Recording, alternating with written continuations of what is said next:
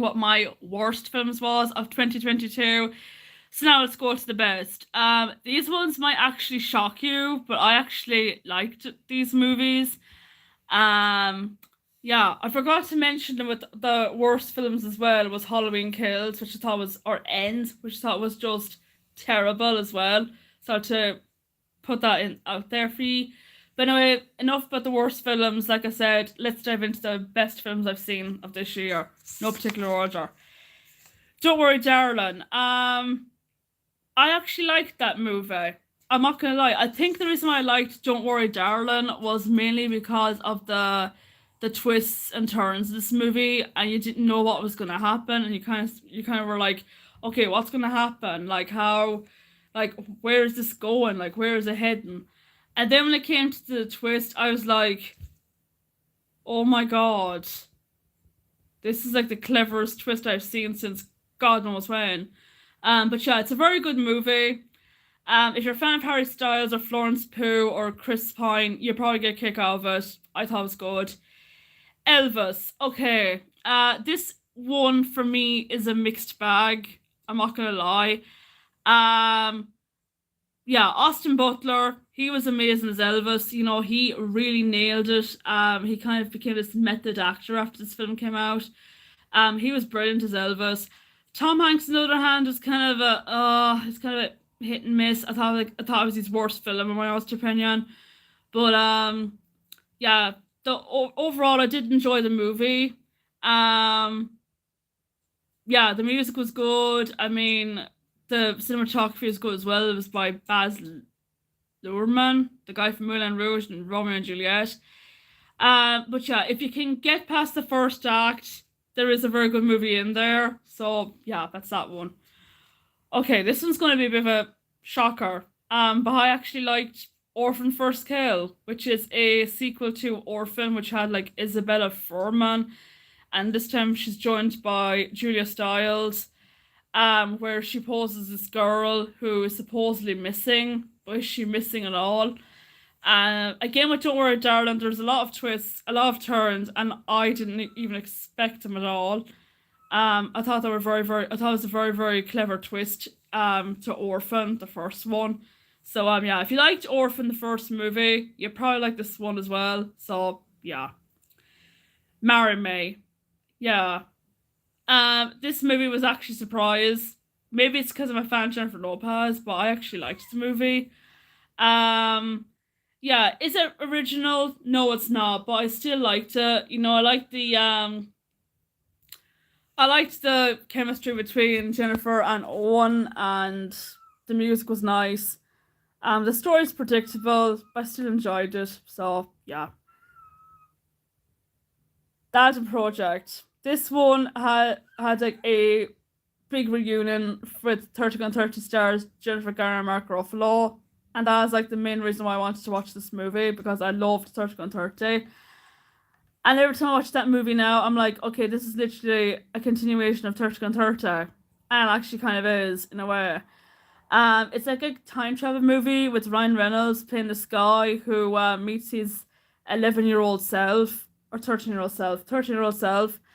And like they kind of have to go back in time to save their father who passed away in a car crash about a year ago. But yeah, it's a good film. I had a hell of a time watching it, and yeah, Chip and Dale Rescue Rangers. This film was really, really good. I actually loved this movie. I loved the kind of a Who Framed Roger Rabbit vibe I had, and all the Easter eggs I had. Like you had Lumiere, you had Ugly Sonic, which I thought was hilarious. You had an alcoholic version of Peter Pan. There's a lot of Blink and You Miss It. There's even Shrek makes a cameo, which I thought was kind of clever.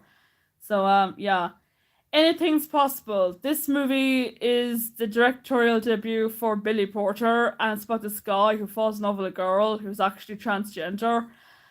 And of course, there's a lot of like uproar about it. For me, I thought it was very, very good. It was original. Billy Porter did a good job in his directorial debut, and the actors were good as well.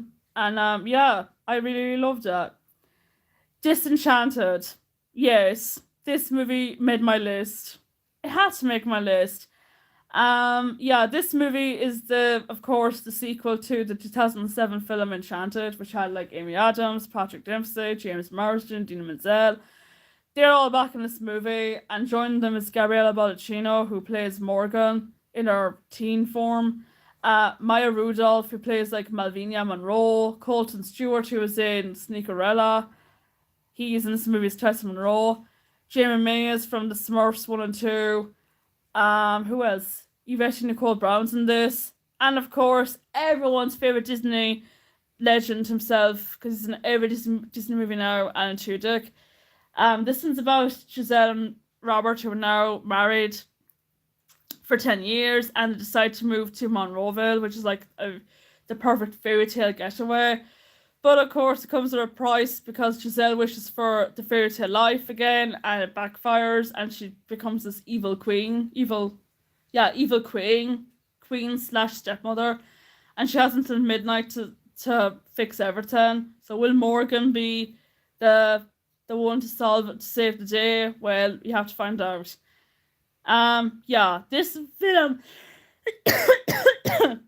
was the most anticipated film for me of 2022, and yeah, I do love it. I'm not gonna lie, it's the best. Is it as good as the original one? No, it's not, but I still enjoyed it, and I had a hell of a time watching it. Guillermo, sorry if I'm pronouncing this right, Guillermo del Toro's Pinocchio, which is like a stop motion tale on Pinocchio. This one was really, really good. Again, there was like a lot of twists in this movie that wasn't in the Disney version.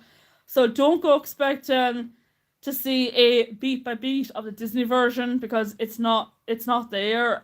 This one focuses more on, I know it's a spoiler, or is that a spoiler?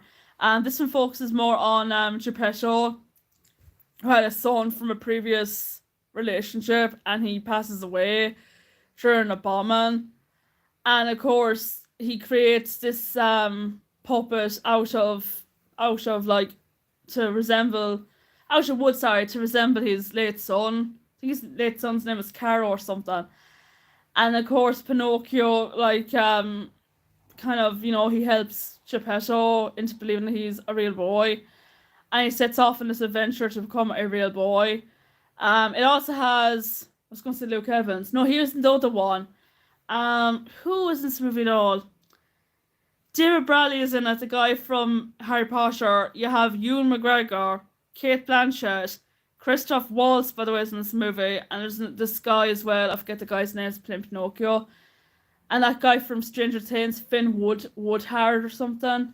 If you haven't seen it, it's on Netflix, and do check it out. It's a brilliant film. Hocus Pocus 2, I thought was very, very good. I loved the first Hocus Pocus film. I thought it was very, very good. And all the original cast is back. You've got Bette Midler, Sarah Jessica Parker, and Kathy Najimy. Yeah, it was a good movie as well.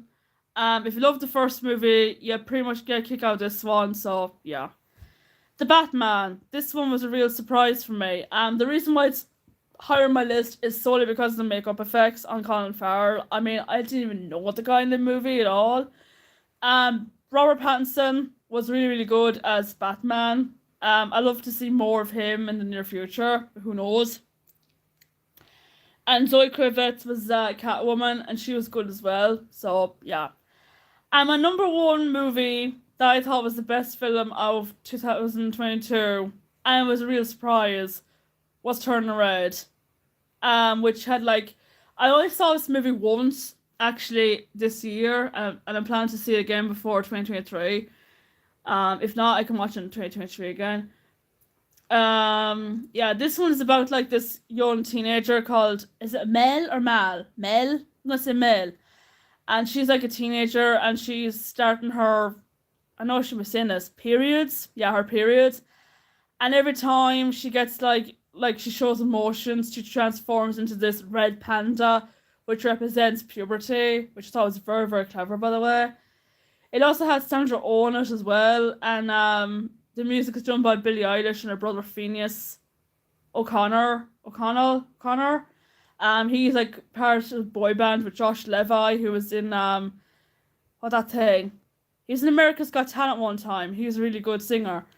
But yeah, and it had Jordan Fisher as well as part. What's the name of that band again? Was it A Team or Teen Dream or something like that? They were very, very good. And they kind of reminded me of Backstreet Boys in a way. And yeah, that's pretty much all the films that I've seen. Let me know in the comments down below what your favorite film was of 2022. What's your anticipated films of 2023? For me, it's probably Barbie because I grew up watching the Barbie films, and I saw the teaser the other day, and I thought it looked very good. Yeah, I might do another video for my anticipated films of 2023, so stick around for that. And yeah, thanks for watching, and take care, and I hope you have a happy Christmas and a very happy New Year from me. So yeah, thanks.